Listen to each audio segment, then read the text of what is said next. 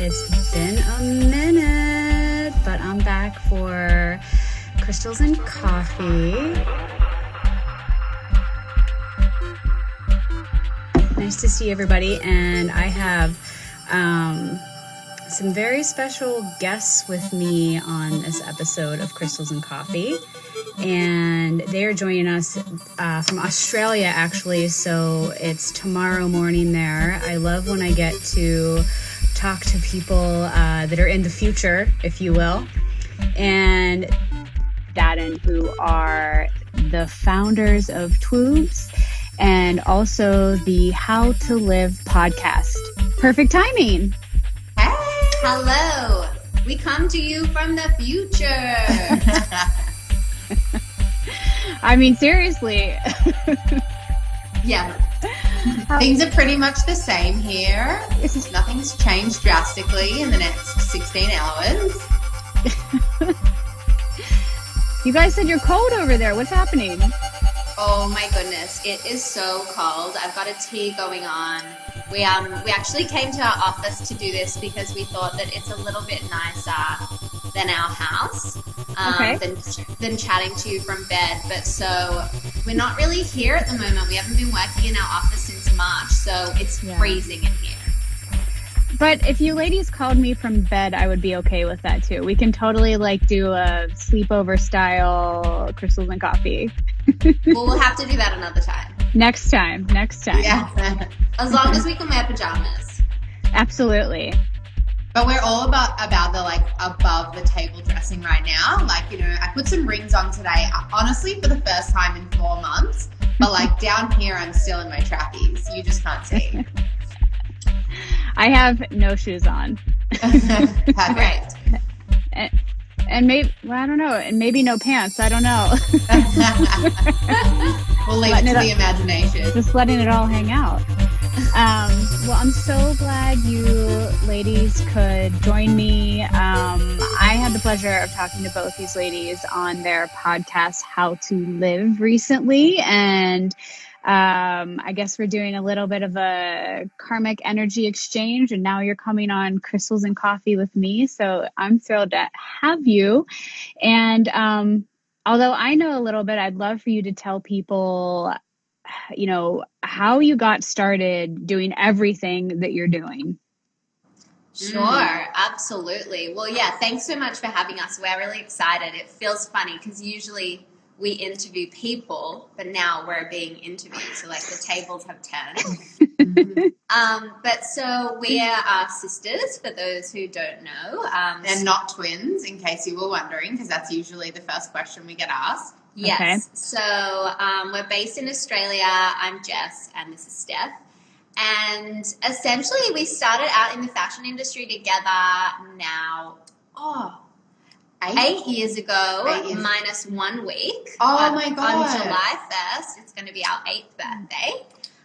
So we started that as a blog together way back in 2012. And it was just a daily diary between the two of us. It was the most simple concept. Every single day we'd just jump on and write to each other. I'd be like, hey, Steph, today I'm doing this. This is what I'm wearing, and include a photo.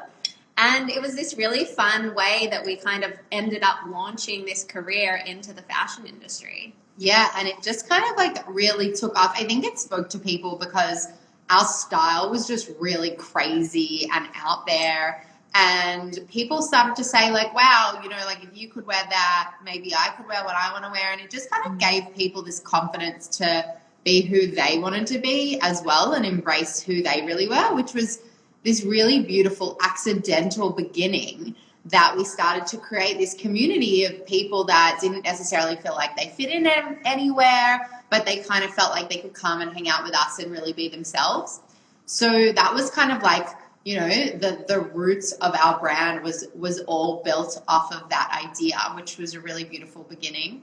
And then from there, we went on this crazy journey for a couple of years of blogging, being flown around the world, going to fashion weeks. Oh my goodness. Our best job we've ever had is we got flown to LA by Disney for Minnie Mouse's birthday. And we literally just got on a plane for 14 hours for Minnie Mouse's birthday. We arrived in LA. We got to our hotel and there was like this Minnie Mouse like extravaganza explosion in our hotel. We went to Disneyland. We went to like a few birthday parties for Minnie, and like that was what we called work. We were like, what the hell are our lives? Like, this is bizarre. It was incredible. It was so much fun, and the fact that we got to do it, the two of us, was just incredible. You know, like we just went on these crazy adventures together. Our mum loved it because she just like had like album after album of photos of the two of us because that's what we were producing for work. But we did start to get a little bit tired of being in front of the camera all the time and it being about all about what we look like, you know. And at that time, you know, Instagram was super polished and it wasn't what it is now, where it's okay for you to not be okay and it's okay for you to say that you're not okay. So we felt like this constant need to keep up this idea that we were always fine, and especially being this like positive brand that brings people joy, we had this like weird feeling within us where we were like, we're supposed to always be joyous, but we don't really always feel joyous. And it was like this push and pull.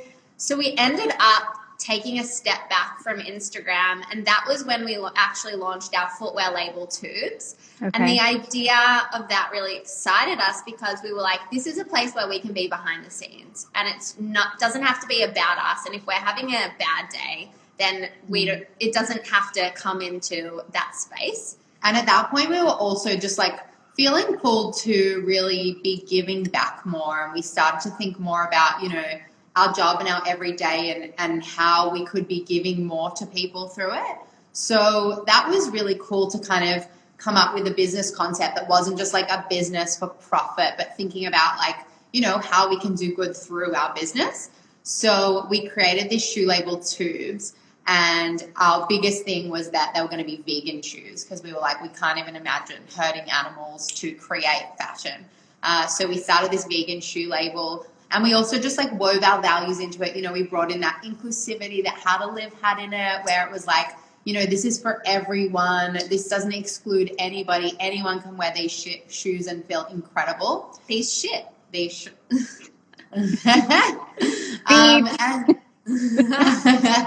And then we also, you know, are really big on female empowerment. So we brought in a grant that we introduced through the shoes. We give grants to female entrepreneurs who are looking to start their own businesses, and we use part of the profits of the business for that.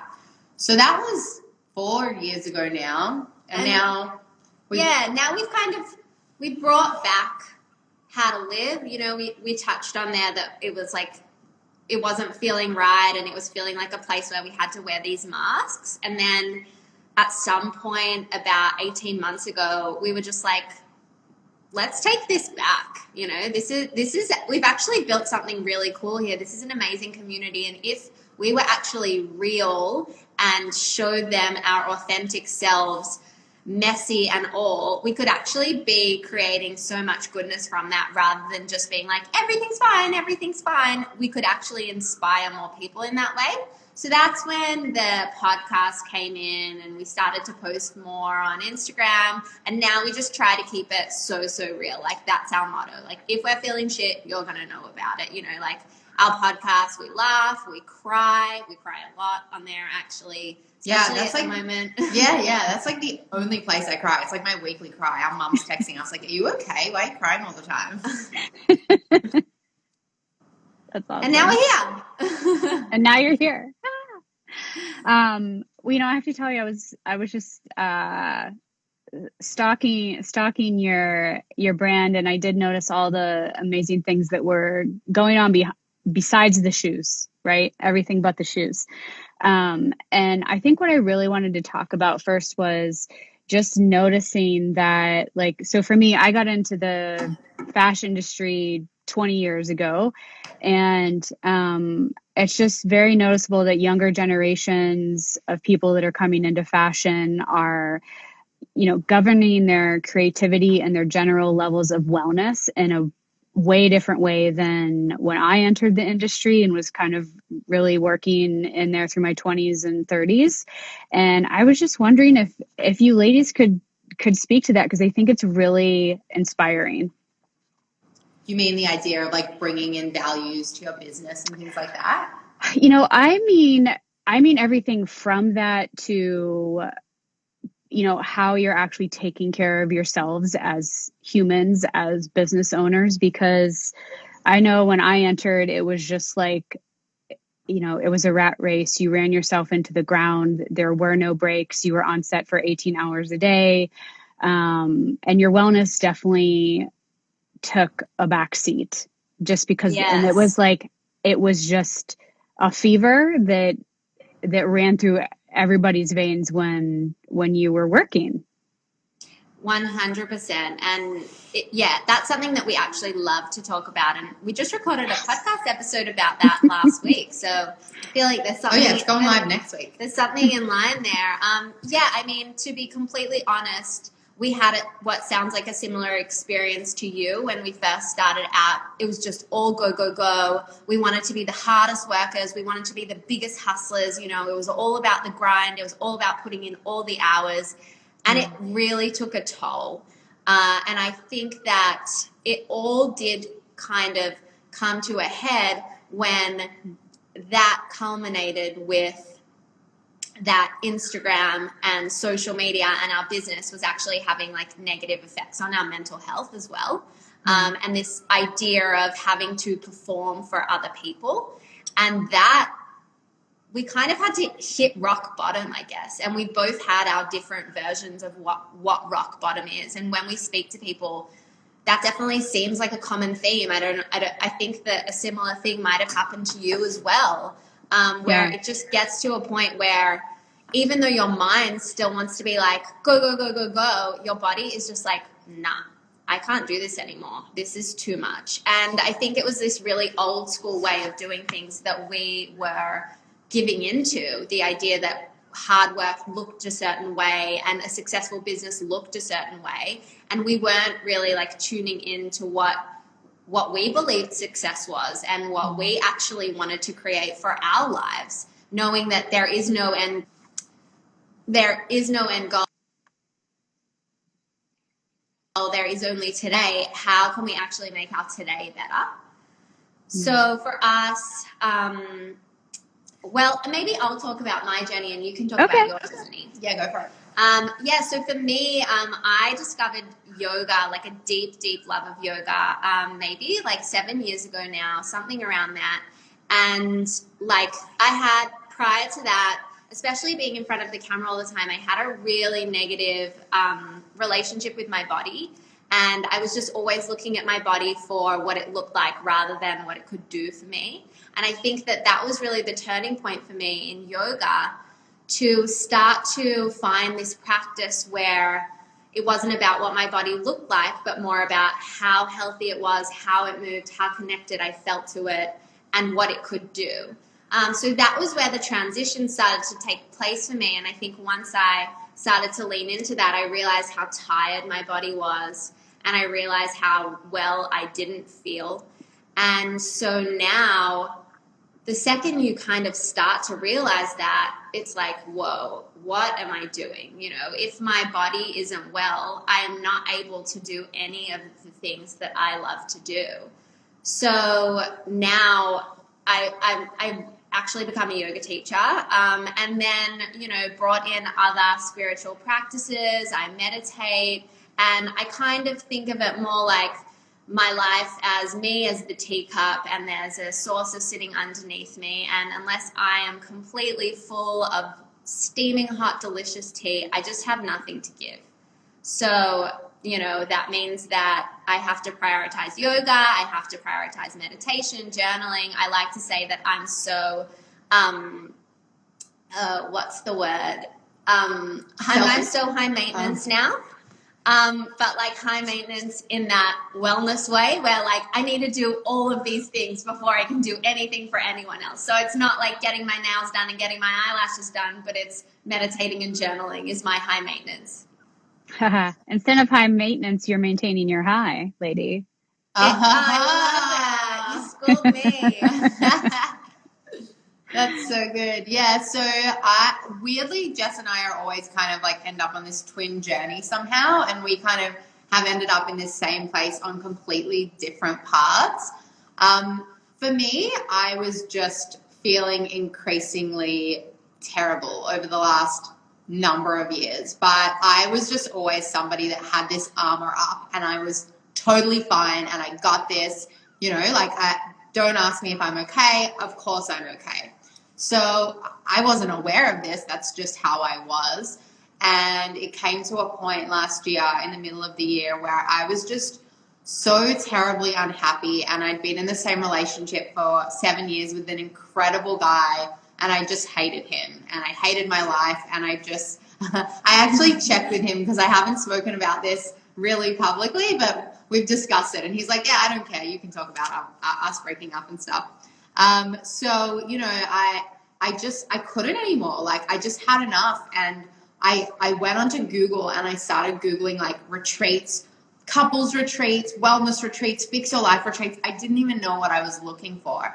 And I found this amazing sounding retreat in London or in Glastonbury in the UK, which is literally the opposite point of the world to Melbourne, Australia. Yeah. And I was like, I don't know what it was about this retreat, but I was just like, I got to go. Like there's something special in this. I need to go. And there was this woman who ran it and I wrote to her and I was like, I know this is like in 2 weeks, but, I'm going to be in Israel for a wedding. I would absolutely love to come and do this retreat if you have any spaces. And we got on a call and we spoke for like 5 minutes and I could just tell she got me. And I was like, yeah, no, I need to go to this thing. So my boyfriend and I went on a break and I went on this retreat and it was only 5 days and it was the most life-changing experience I've ever had. And it was like just a combination of breath work, of talk therapy, of going for walks in nature. I was staying in this cottage in like the middle of nowhere, Glastonbury, UK, that I'd never even heard of before. And I was totally alone. And I realized I'd never been alone, like ever. I'd always been in relationships. I'd always had like a best friend that I did everything with. You always did have a best friend that you did everything with. Yeah, like when Am I that to you now? No, now I'm good at being independent. Because when you were growing up, you always had like a second, like a 2IC. Yeah, like before we had boyfriends, my best friend would move in with me. Like we would just I was always joined to somebody at the hip and I didn't realize it, but I just couldn't be alone with myself. I didn't know how to be alone with myself. And I was terrified going to this retreat. Like I hired myself a car. I drove 3 hours out of London all on my own. I blasted the Greatest Showman soundtrack the entire way and just like sang to myself. And I was like, what the hell am I doing? Took like total time off work, no phone, nothing. And it was just absolutely life-changing. I thought I would hate being on my own. And I sat there with a big, stupid smile on my face the entire time, just feeling free, totally free, eating dinner, just not watching TV like I always would, but just staring out and looking at the sheep in the paddock, like doing nothing. And it was just, I don't even know what happened that week, but I was just changed forever after it. And I remember I went to London after and I called Jess and I was walking around Hyde Park every day. And I remember being on the phone to her and she was like, I can just hear the lightness in your voice. And she was just like, I know that feeling. That is such a beautiful feeling. And we just kind of like connected in that. And so I actually ended up going to Byron Bay, which is like the spiritual hub of Australia, for a month on my own. I took myself to dinner. I learned how to be with myself again. But it changed me in this like completely profound way. I discovered spirituality through it. I can't do yoga because my body's like a bit screwed, but I'll get there eventually. But I do, so much breath work, sound healing, all this stuff that I was before would have been like, that's dumb. Suddenly is just like my life juice that I can't even imagine living without, like, gratitude and journaling every day, meditating, just incredible. And I actually, after 3 months of being totally single and thinking I hated this guy that I'd been with for so long, we have a dog together, a beautiful golden retriever. And so we were sharing custody And we started hanging out, and I was like, he's kind of awesome. Like, and he'd also gone and done his own work, and we came back together, and we were just like, oh, hey. So anyway, it's actually also a year almost to the day of that happening for me, and we're now very happy. We're moving to Byron Bay together for 6 months in a couple of weeks. And I think that it's just changed the way we work completely. Like, both of us, having these experiences and living now in a way that is so true to ourselves and actually feeling our emotions rather than having the armor up and pushing them away, just naturally, like, you come into this new way of doing everything, which for us is so exciting to bring into business, and discovering what is this new way of doing business that isn't about, hustling and throwing punches and like elbowing people out the way to get to the top, but it's actually this like new slow way of allowing things to come to you, and collaboration over competition, and like doing things in harmony. And it sounds like, oh, would that really get you anywhere? But actually it gets you so much more than the hustling ever did. And you feel so good at the same time, and you don't have to be working 24/7. You don't have to be like grinding your body. You can, like, I meditate and the best ideas come to me, and I'm like, oh, I could never have like hustled for that idea. It just, you let go and it all comes. Totally. And I think that like what's really funny as well is, from the outside, I think that from what I've heard, even from like our dad to people that we've worked with and we know, it's like, oh, like those girls, like they don't work as hard as they used to. Someone that might hear that like Steph has a company here in Melbourne and she's going to Byron for 6 months. And it's just like, we no longer allow the outside world and those expectations to penetrate us. Whereas prior to this transformational period, we only lived for those outside voices. We only performed for them. We only did what they told us. And I think that within our business has actually suffered from that as well, because rather than actually taking a step back and valuing our own opinions and what we want, we so often, and it's funny because we talk about mentors so often, or we have in the past, about how important it is to have mentors, and we have so many mentors and they're amazing. But I think that something we've been guilty of is allowing them to dictate where we take this business.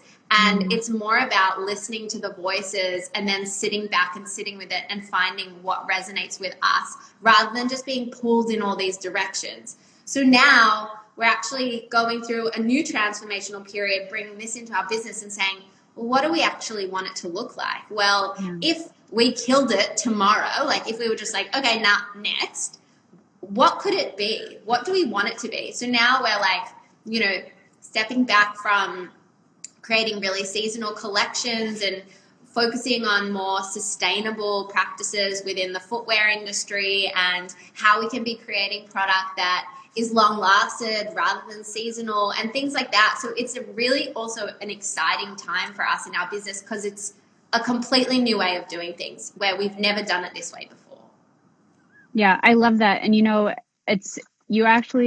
took the words out of my mouth about killing your business there. And I am totally spacing on this woman's name, but she's like a boss ass business coach guru. And what she does every year is she kills her business, and she'll take, and again, this is a little bit of a luxury for probably most people, but taking as a business owner, a 2-week break and turning her cell phone off for 2 weeks. And what she does is she actually intentionally kills her business, and she doesn't talk to anybody. She doesn't interact with anybody at work. She's not making decisions.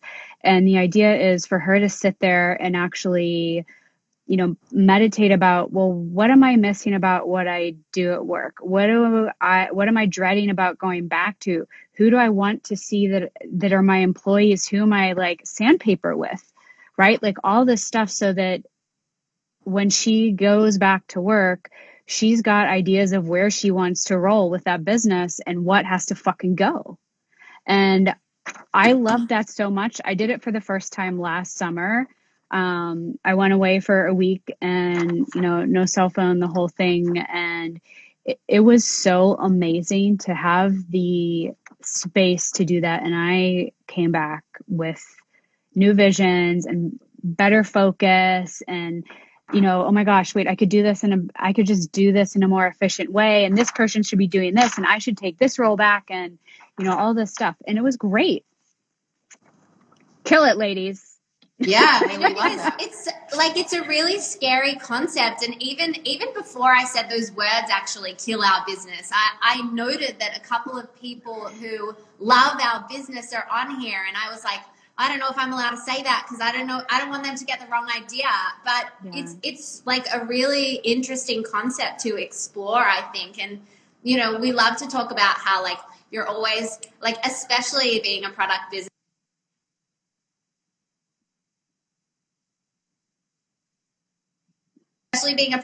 like we're always 1 minute away from being like super successful or going under, like, or the business going under, and you're just like constantly teetering between those two things. And there's no real difference between someone who's successful and someone that's going under, but one of them had a good day, basically. So it's really, I think that knowing that is a bit of a comfort because it's just like, we're all in the same boat. We're all just out here trying to make it work and like trying to have good lives. There's not really that much of a difference between success and failure. Yeah.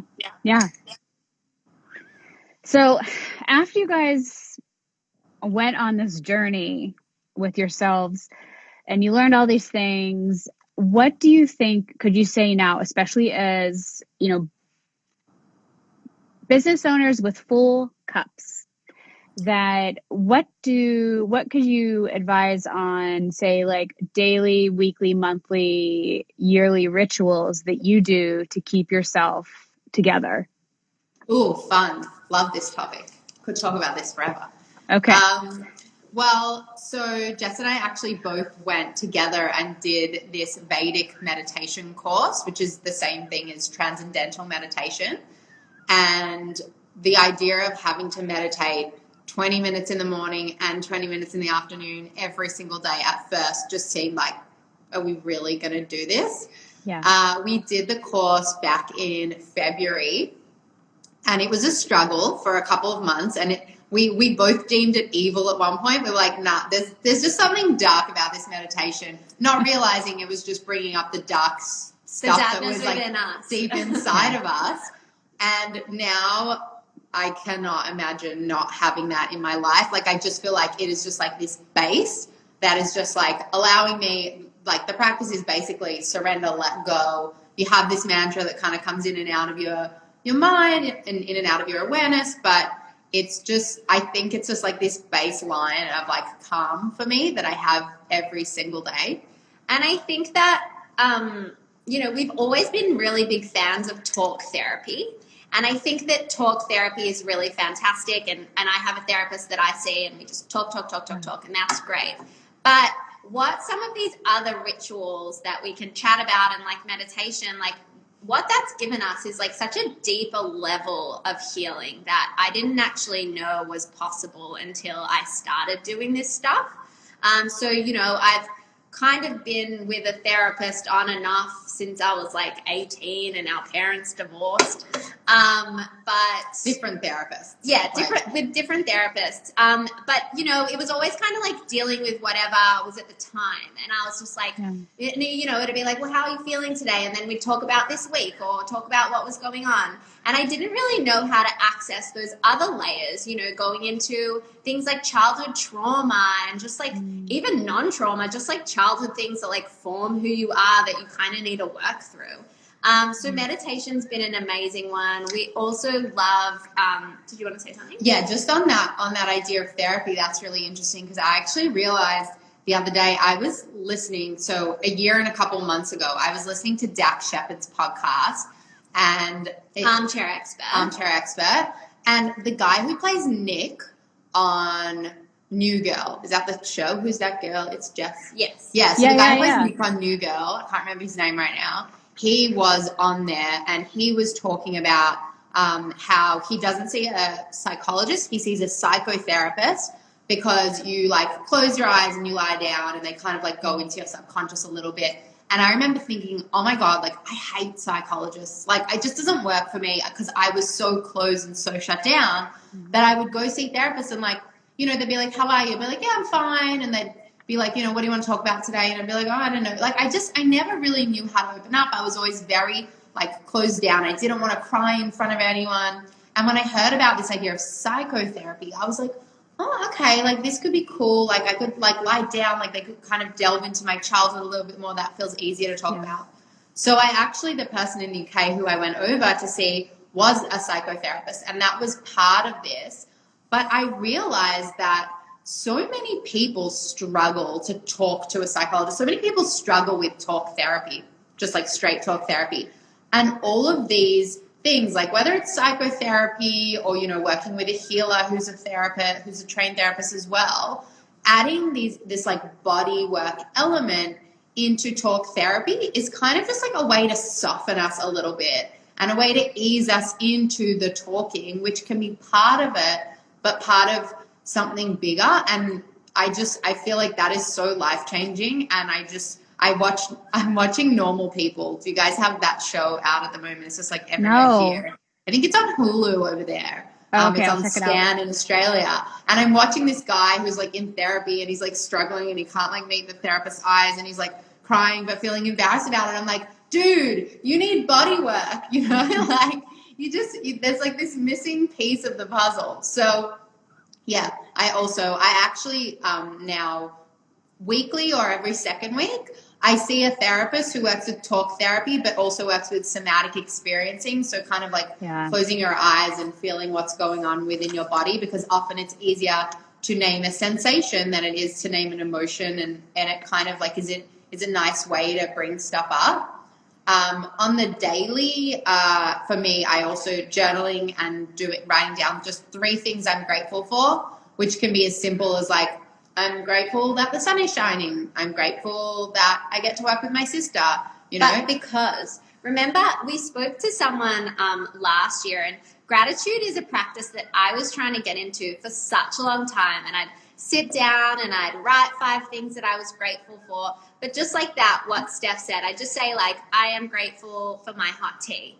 And I wasn't really writing down or exploring in my mind why I was grateful for that thing.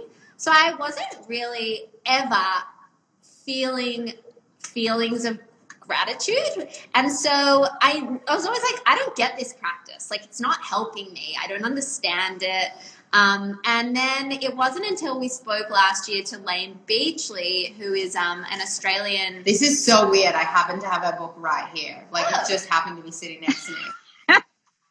She's this Australian super surfer, and she's also just an incredible inspirational speaker. And she was talking to us about gratitude, and she was saying, you know, when you write down your gratitude, it's really important to write down why you're grateful. And so it's not just, oh, I'm grateful for this warm tea, but I'm grateful for this warm tea because I can feel it warming up my body from the tips of my fingers, or whatever that is. And that's just a way to help you, again, you know, sink in a little bit deeper than your thinking mind. And for me, that was so transformational. Like, I think I had done it for 5 days after Lane had said that, and I was like, whoa, my life is changed forever. Yeah, like the feeling that you get out of a gratitude practice is like, I used to hate it when people were like, oh, I'm so grateful, #grateful. I was like, what is this grateful? Like, no, what? Yeah, like, how do you even feel that? Like, obviously, I'm really grateful for a bunch of shit in my life. I have this really great life. But how do you actually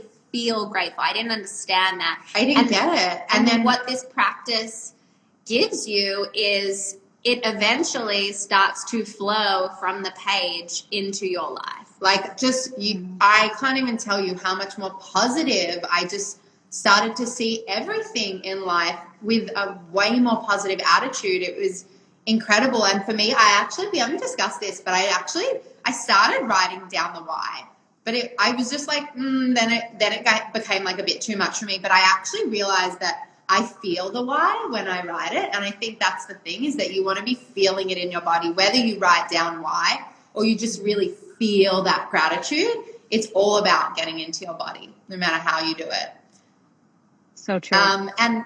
And some other things we do, Jess obviously does a lot of yoga. Oh yeah, I forgot about yoga.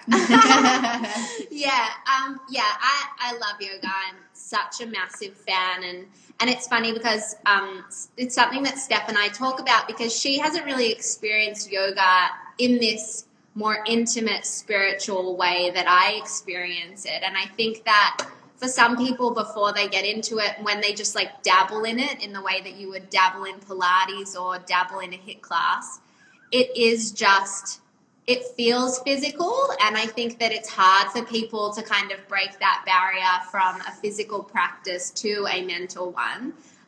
So definitely I would say that like the persistence is really key, and just trusting in the process that it does happen for you. The more you keep just coming back to your body and making time to come to your mat, eventually it will move through a physical practice to become a mental practice as well. And now, like, whoa, it is the most transformational thing out of everything that I do. I've injured my shoulders a couple of months ago actually, and I was only really doing yoga about once a week for a little while, and again it kind of became a physical practice for me.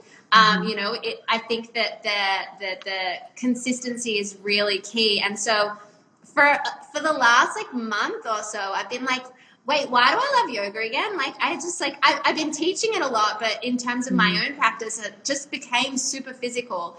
And then over the last couple of weeks, I've gotten back into 3-4 times a week. This week I've done 5, which is naughty for my shoulders. But once I feel that magic in my brain, I'm just like, oh my goodness, yes, I'm flowing with the world. And it's amazing. It's such a special, special thing. What a gift. That's awesome. I'm so glad to hear that. So I was wondering what, because we were actually talking on your podcast before a lot about crystals. I was wondering what crystals you ladies like to keep on your desk or in your bra or with you at the mat. Yes, we do love crystals. That's something that we've also only really been into for me, maybe just over a year, probably once I was doing my yoga teacher training, which was last March. And actually when we moved into this office, oh, there it is. There's our little rose quartz over there. So Jess's friend, when we moved into this office 2 years ago, gave us like a big chunk of rose quartz. And we were just like, pretty ornament. Yeah. and she was like, yeah, no, do you know like how to use it and whatever? And I was like, no, but like crystals have always intrigued me, but like I don't even know where to start. And she kind of started to give me the basics. But to be honest, this one's pretty neglected. Like now my ones at home, like, I charge them, I use them, but this one just kind of still sits there like a bit of an ornament. We'll have to take it home and give it a bit of a spiritual bath. Yeah, it needs it. It's looking a little bit dull. But I am actually really drawn to amethyst always. Like I keep buying amethyst, and I bought this like big spike. Whoa, something just like randomly fell. That was weird. I bought this like big amethyst spike, and I just like carry it around with me. I just like hold it a whole bunch, and like I'm actually an Aquarian, and I think that's our birthstone. So I feel like there's like maybe something about like me reconnecting with who I was as a child or something going on there, but I just like can't stop buying it. Well, amethyst is a stone that helps to keep energy vampires away from you, and also traditionally it's known as the stone of addiction, in the way that it's like, because we all have addictions, right? It doesn't matter whether it's shoe shopping or drugs or love or bad thoughts, or anybody can be addicted to anything. That it kind of helps to curb those. That's really interesting. Super interesting. Does that resonate with you? Yeah, totally. That's cool. Well, actually, it's really interesting. Usually I shop for crystals in person. And so I've found this stores not being open over the last few months really great, because in person, I get like embarrassed to spend as much time in the crystal store that I want to. And I want to spend like a lot of time. I want to read all of the descriptions and then like feel which ones I want and whatever. And so I always end up feeling like I make rushed purchases, because I'm like, I don't want them to think that I've been in here for too long. Like, it's already been 45 minutes and they probably just like want me to leave. So I've loved starting to buy crystals online over the last few months since everything's been closed, because it means that I get to spend as much time as I want on the website, like scouring all of the meanings and finding exactly which one that I want right now. And so at the moment, recently I bought this really beautiful, and I actually don't know how to pronounce, I've never said out loud, so maybe that's embarrassing, but it's blue calcite, how do you say calcite? that? Yeah, calcite. Yeah. Yeah, and I just like carry it around like it's my baby at the moment. It's like on my bedside. When I like go downstairs to start my work, it comes downstairs with me. And I get like that with crystals as well. Like, I feel like a really deep connection with them really quickly. Mm-hmm. And then for about like 3 months, it is my very best friend. And then I'll just like be like, okay, you sit here. And then I'll like go off and like find a new one that I'll take around and be my new best friend. I don't know why. I'm like a bit obsessive about it. See, you have best friends too. They're just crystals. Yeah, well, that's interesting. It's maybe you're just, it's like a new relationship and you're trying to get to know it. And then once you feel like things are steady, you're like, okay, let me, spread my love elsewhere. That's all right. Yes. I think that works. Totally. My favorite crystal that I have is actually, I don't know what kind it is, but it's a little cave, and Jess bought it for me. She bought me these twin crystal caves. And it kind of looks like a yellowy brown rock on the outside, and on the inside it's this beautiful crystal. And I think that the description was you're meant to give one to someone you love, and then it keeps you connected. So I leave one by my dog's bed, and then I keep mine with me. And then whenever I'm traveling, it was when you were leaving him and you were really upset to leave him. You're right. It was a year ago when I was leaving, so I always keep it with me, and I feel like I'm connected to him. It was it a geode and somebody cracked it open? So you have two halves? Like if it would have been brown on the outside and then it's brown on the outside. Yeah. They just sell them here, and all they say about them is like crystal cave. Like that's what they call them. Yeah. Yeah. Well, that's what I call my office. Oh yeah. I'm kind of, so I have a question for you. And again, there's no right or wrong to this. This is more just to like, understand other people's experiences. When you're picking crystals online, how are you doing it? Like, do you get a pendulum out and look at the crystal while you're doing it? Does your body have a reaction? What's happening? Yeah, so usually I'll see one and I'll be like, oh no, I don't want that one. But like that's just the one that I noticed when I first got on the site. And then I spend like a lot of time on the site, and then I always end up coming back to that one that I noticed at first. And like for whatever reason, I decided that's not the one that I want, but then that is the one that I end up buying. But after we chatted to you about the idea of like feeling the crystal energy to figure out, once you figured out, okay, I want an amethyst, and then it's like trying to figure out which one you want, I wondered how that plays into it in terms of online, because like they just pick it for you, so like I decided from a picture that I wanted blue calcite, but then they just chose the one that they were going to send to me. And I've actually noticed on one of the websites that we often shop on, they say, so they don't have pictures of each individual one, but they say, just the way that you would pick one in person, each one we are going to intuitively pick for you and send to you. And I don't know if, I'm very interested to hear how you feel about that. And then other websites actually have pictures of each individual crystal. Yeah, but they're always sold out. Yeah, those ones are always sold out. Yeah.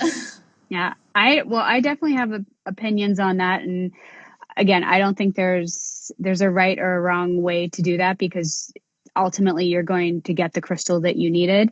how I do it for my clients is I do custom Crystal RX prescriptions. And so people can write in about, what's happening for them or not. They can just say, pick my crystals, and I'll pick like 3 to 5 crystals, and I intuit for them about what they need and send a little love note with the crystals about what they're getting and that type of thing. So I, blindly, I guess you could say blindly, I'm using my intuition to pick stones for people. So cool. Really? Yeah, the whole thing really fascinates me. I loved that conversation that we had with you. I feel like I learned so much. And I collect crystals, but sometimes I feel like I don't know that much about them. So it was cool to just like get even more knowledge from you. I'm actually interested to ask you. So Jess, I got all my crystal knowledge from Jess, and I got all my crystal knowledge from my yoga friends. Okay. So it's passed down through generations. And so Jess said to me, "Oh, you need to go and cleanse your crystals in the ocean." Or is it cleanse in the ocean or cleanse in the moon? Cleanse in the ocean, charge in the moon. Right? Yeah. So cleanse them in the ocean. So I took my bunch of crystals. This was when I was living in Byron Bay last year. Went to the ocean, felt like a total crazy. Had a bottle with me or something, and I fished out some ocean water, took it back to my apartment, and I put all the crystals in a bowl. And there was one, I don't know what the name of it was. It was a meditation crystal, and it was kind of this flat. It looked a little bit like selenite. Is that how you say it? Selenite. Yeah, it might have been. It was like a cleary kind of one, and it was really smooth and shiny. And I left them in the ocean water for a few hours, and when I went and took it back out, that one had turned all frosty, and it changed the components of it, and it never changed back, and I didn't know what that meant. Yeah, so for different reasons, ultimately chemical composition, if you will, there's certain crystals that don't love water, either because if you put iron pyrite and soak it in water, it can turn into sulfuric acid. But also calcite, for example, that crystal doesn't or selenite, even, they don't like water because it can disintegrate or crack or crumble or do different things. It's a general rule of thumb that crystals that end in ite, like selenite, calcite, pyrite, they normally don't like water. Not for all of them, but amethyst, you could bathe amethyst for days in the water and it's fine. So. Oh, cool. So should you not be putting them in the water, and is there something you do to cleanse them instead, or are they self-cleansing? Yeah. So, selenite is a self-cleansing crystal. There's a couple self-cleansing crystals, but let's just say most of them are not. That basically when you want to clear or recharge crystals, you just want to be working with the elements. So, if it can't go in water, the moonlight works, or you can bury them in dirt or actually submerge the crystal into a bowl of Himalayan salt, right? So you're just looking to work with other elementals besides water to clear the crystal and charge it up. Makes sense. I had a cool experience with one of my crystals the other day during your new moon ceremony, and I was really excited to tell you, which, by the way, my internet was so bad for, and I kept dropping out, and I was so upset. And every time I came back in, I could hear your thing going ding dong, the way Zoom does, and I was like, oh my gosh, I'm so sorry. But I have this one crystal that I've never really liked. My boyfriend bought it for me, and I can't remember why, for something. And it's a round one, and it's super polished, and I like them when they're a lot more just raw and real and have flaws. But this one just basically looks like a marble. And I've never felt any connection to it. I've never been drawn to it. It just kind of sits there within my collection. And then I brought all my crystals out for when we had this new moon ceremony with you, and you were like, okay, we'll come into meditation and just grab whatever crystals you're feeling drawn to. So then, like, instinctively, I just grabbed my 2 favorites. And then for some reason, I just looked at that one and I was like, that's weird. And I just picked it up and I, like, just kept it with me. And I was like, I don't know why I'm doing this. And then when you took us on this beautiful journey meditation where we went to this place where we felt like we could be free, and we envisaged something that was like standing in the way of us being free, what came up for me was like the idea that I'm still standing in the way of me being free, and that I still don't really feel whole even though I am whole. And you know, there was just this like kind of this like little chip inside here that was still missing, that I still believed was missing. And I realized that the crystal that I was holding was so whole. Like, unlike all of my other crystals that I have that are like chipped and imperfect and whatever, this one is so perfectly round and whole. And then in my meditation vision, I actually picked that up off the floor. Like, I picked up this perfectly round crystal and I marveled at how whole it was, and I put that in my heart. And now I have this incredible connection with this like crystal that I have just like looked at and met at for like the last year and a half, and now it's my new fave, and it's showing me how whole I am. So I thought that was a cool experience and I was excited to share. Oh, I really love that. And that kind of, it brings up an interesting concept. One, first of all, I know I've had the experience. Of course, at this point, I know, you know, I can walk into a crystal store and I know what they all mean when I look at them. But when I was going in a little bit more as a novice, there'd be crystals. I'm like, oh, well, that one's ugly, or I don't like the shape of that, or, you know, but I kept feeling drawn towards it somehow, or just like I knew it had to come home with me. And it was always interesting because whatever the meaning and the vibration of it that kind of came with the crystal were the things that I was having a hard time swallowing.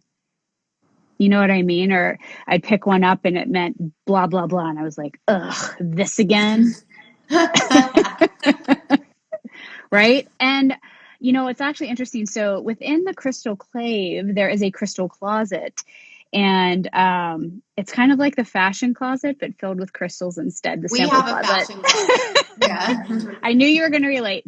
So I'll tell you what's interesting. So, and I've had to just kind of learn this over the years. When I go to do these Crystal RX events with different brands or at parties or things like that, I bring, you know, 30 different crystals, and I have to come with a lot of them. You know, they're all little, but like big bags filled with all these different kinds of crystals.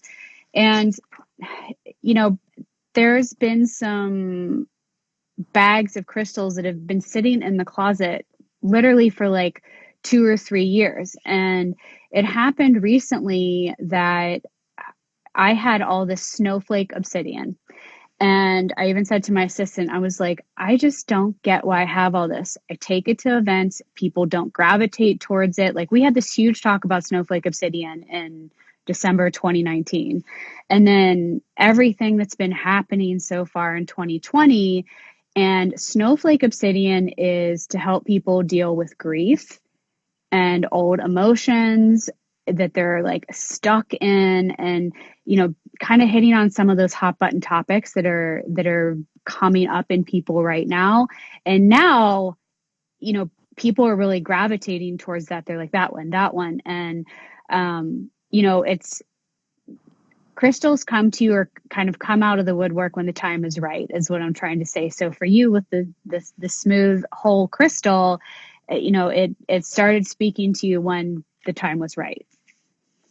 Incredible. Yes. Something else really weird happened at your new moon ceremony. Really, what? Oh my goodness, this is like freaking me out. Bianca from our team, for my birthday this year, bought me a deck of oracle cards, and she has the exact same deck herself of oracle cards, and it's like a deck of like 50 cards or whatever. And I just love it. I pull them all the time. So you said bring, you know, some oracle cards or some cards to the ceremony, and you gave us like a little time to like pull a card. and I pulled, and I've never seen this card before, and it freaked me out when I pulled it, the god of the underworld. And like all of these cards are so positive, but this one is like, it's the god of death. And then I was like sitting there on my own, kind of like a little bit freaked out. And then you started talking, and you were talking about death, and there was so much talk of death. And I was like, this is so weird. And I'm sitting there on my own, like, oh my God. And I just had this feeling, and I was like, I wonder if Bianca pulled this card too, because that would be so weird. And at the very end, when we were like about to log off, I wrote in the chat box, like, guys, I'm freaking out. I pulled the god of the underworld. And Bianca wrote, me too. We pulled the exact same card, and she's had this deck for 1.5 years, and she's never, ever pulled it before either. I love that. So, can I speak to that? We Absolutely. IG is going to kick us off in a few minutes, but we'll end on the death card, if you will. So the thing with all of this is that the underworld, when you talk about shamanically, if you think about like the underworld or lower world is under the earth in an unseen place, you know, in the center of the earth, the core of the darkness, like any of those kinds of concepts. Middle world is the earth plane. Upper world is cosmos, heaven, whatever type of concept resonates for you in that way. And so when people talk about going into the underworld, they're going into like the unseen world or the place of darkness, but not in a dark way. It's not meant in a like, oh, it's dark and scary there. It's meant, if you think about it, like you're going to a place that maybe you can't see with your eyes, but you know, you're feeling, you're sensing, you're birthing, because you know the womb is a pitch black, dark place, and that's where we create life. So there's that concept. When you also think about the underworld, something else that comes up is what we shamans like to call shadow diving. And it sounds like you guys have already been doing a little bit of this, which is amazing because, you know, if you think about it, like with the body, again, when you guys are into reading your bodies, the light side of the body is the front side of the body, and the shadow side is the back side of the body. And if you think about it, it's the side, like think about that in metaphor. It's the side you can't see, right? You're like doing this. You can't see your butt without a mirror. You're looking at, you know, things that you can't normally see, things that you don't want to see, things where you've had blind spots in your life. So those kinds of concepts come up. And the idea is like when you go as a shaman to look for your shadow, you're going to look at places that maybe you've never explored before or places that you've ignored. And the juicy places and the biggest healings, in my opinion, come from the shadow side of somebody. And we all have it. We all have shadow pieces. And so your greatest healings come from your shadows and turn into the thing that, you know, normally is the greatest light that you share with the world. So, you know, and the death, like even if you think about the underworld or it's the death card, you know, death, like we talked about in the moon circle, death isn't bad. Death is the last thing that happens before rebirth starts and transformation starts. So it's a letting go of things that just aren't serving us anymore. So I think, you know, if you ask me my opinion about your card, I think you got a really great card because that means you're about to start fresh. Amazing. Awesome. Thank you so love much that. for that. Woohoo! Awesome. Well, thanks so much for having us on. Yeah. This has been so incredible. Yeah, I think we could talk to you for forever. Well, I hope we could do it again soon. We Yes, would love absolutely. to. Hopefully Okay. soon in person. Yeah. Oh, okay. Coming to LA to the Crystal Cave. Oh, we will be there, my friend. As soon as we can, as soon as the world allows us. That's right. That's right. Okay. Well, keep in touch and good luck. Good luck in the coming months and good luck on your adventure with your boyfriend, lady. Thank you. Thanks so and much. I'm excited for your episode with us to come out on our podcast Yes. in the next couple months. I'm super excited too. I can't wait. Awesome. Yay. Okay. Bye. Sending Okay. you so much love. Have a great Bye. night.